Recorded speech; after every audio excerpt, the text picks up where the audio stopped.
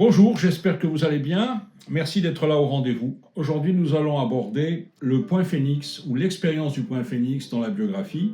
Ça se situe toujours entre 28 et 35 ans et toujours entre 30 et 33 ans, plus précisément. C'est dans l'exacte mesure où je peux supporter l'amertume et la solitude. Quelqu'un qui n'a pas rencontré le point Phénix n'a pas fondé sa liberté sur lui-même.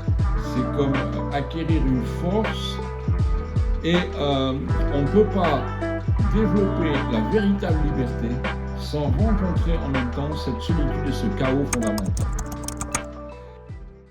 Il y a une expérience que l'on fait tout d'abord autour de 28 ans. On ne se sent plus porté par quelque chose et où l'homme chute lourdement sur terre. Les choses qu'on faisait avec une certaine facilité semblent beaucoup plus difficiles. On se demande pourquoi. Et quelquefois, ça prend un tour tragique dans la vie des jeunes individus. C'est comme si il y a une perte de sens, il y a une perte de perspective. Et en plus de cela, les jeunes à cet âge-là vont commencer, pour certains, à faire une expérience du vide intérieur. Qu'est-ce que ce vide intérieur ? C'est comme si à l'intérieur de l'âme humaine, je préfère le mot âme humaine à psyché, parce que l'âme humaine est plus large que simplement la psyché, disons, terrestre, ou la psychologie qui est uniquement tournée vers des opérations terrestres.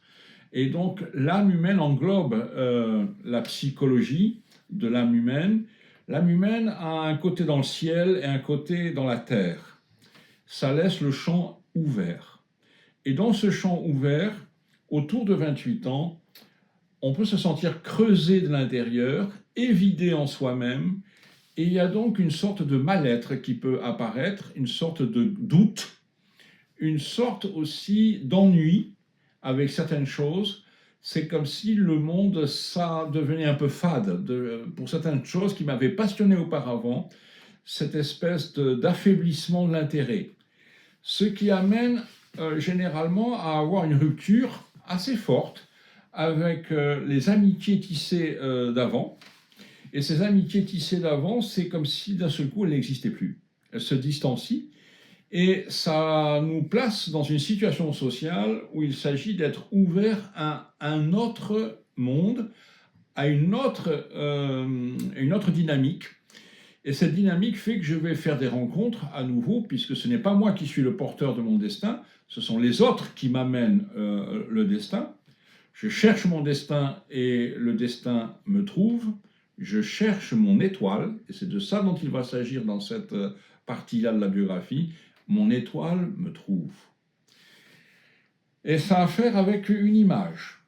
Voyez-vous, on va progresser dans la septaine et nous allons rencontrer ce qu'on va appeler une poussée des forces héréditaires. Ces poussées des forces héréditaires, nous les rencontrons quand nous nous incarnons à la naissance. Il y a l'hérédité paternelle et l'hérédité maternelle. L'hérédité paternelle va m'amener, entre autres choses, comment je me tiens face au monde sensoriel. Est-ce que je suis en recul ou est-ce que je suis en avancée ? L'hérédité maternelle, c'est d'une toute autre nature. Ça va me donner le style de fantaisie que je peux avoir, les qualités d'âme, est-ce que je suis raide, est-ce que je suis souple, certains intérêts qui sont liés à la mère. Et ça va donner une capacité aussi imaginative qui peut avoir un caractère lié à l'hérédité maternelle. Pour faire simple, l'homme, c'est le rapport au monde, la mère, c'est le rapport au monde intérieur, l'imagination, le ressenti et le vécu.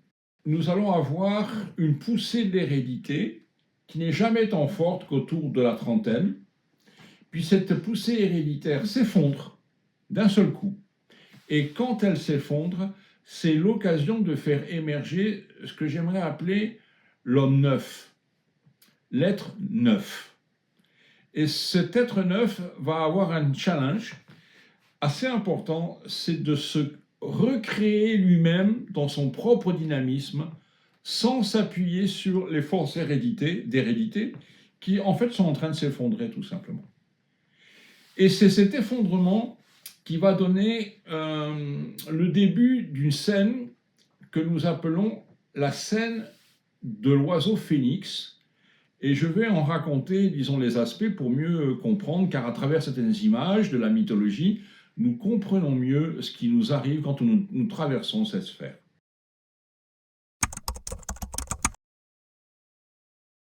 L'oiseau phénix est une légende orientale qui est en train de nous parler d'une réalité de l'âme dans son lien d'un côté avec la Terre et de l'autre avec le cosmos. Le phénix se présente en général comme un oiseau qui est de profil, comme je me mets maintenant, ou de ce côté-là. Ce n'est pas sans intérêt dans cette histoire. Et il meurt. Et il ne meurt pas comme on meurt sur Terre, il se consume sous l'effet d'un feu. Et il y a des cendres, et de ces cendres vont renaître un nouvel être qui est tout blanc, et qui est tout blanc au-dessus de braises qui sont à la fois rouges et noires.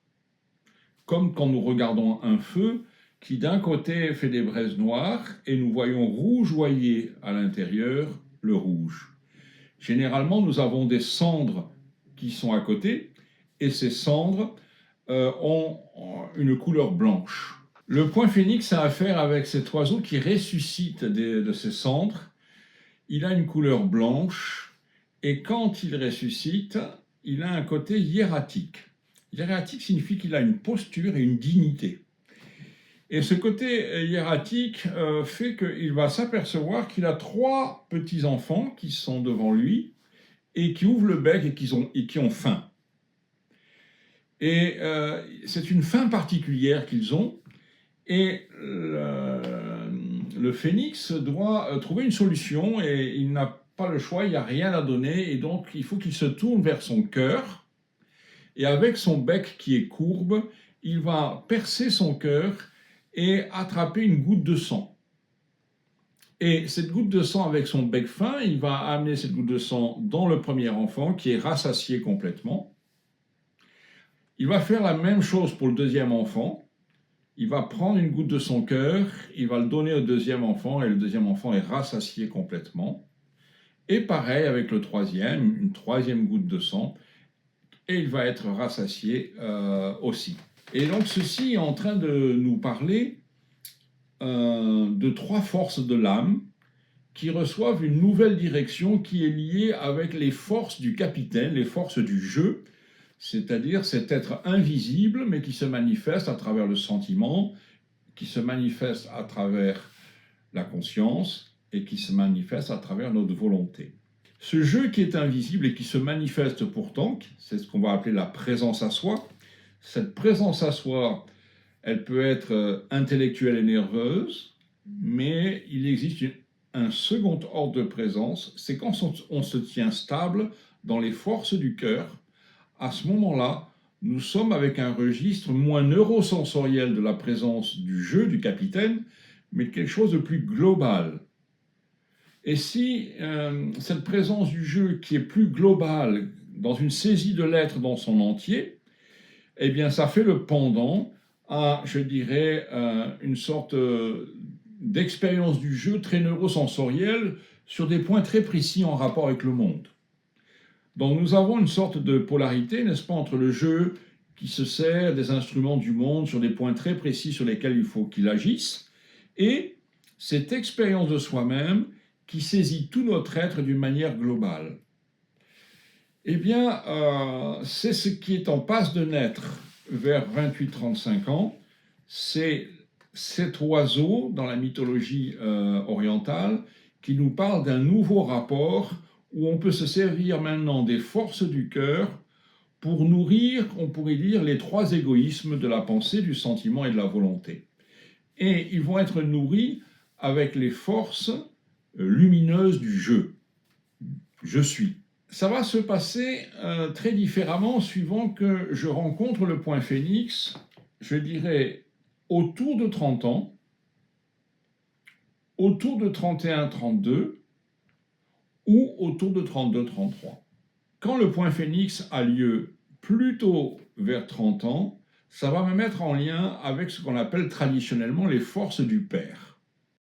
Je vous prends 2 secondes au milieu de cette vidéo pour remercier toutes celles et tous ceux qui m'écoutent et me suivent. Si vous avez des sujets qui vous intéressent, des avis, des questions, l'espace commentaire est là pour ça. Je me ferai un plaisir de vous lire. Je vous souhaite à tous une bonne vidéo.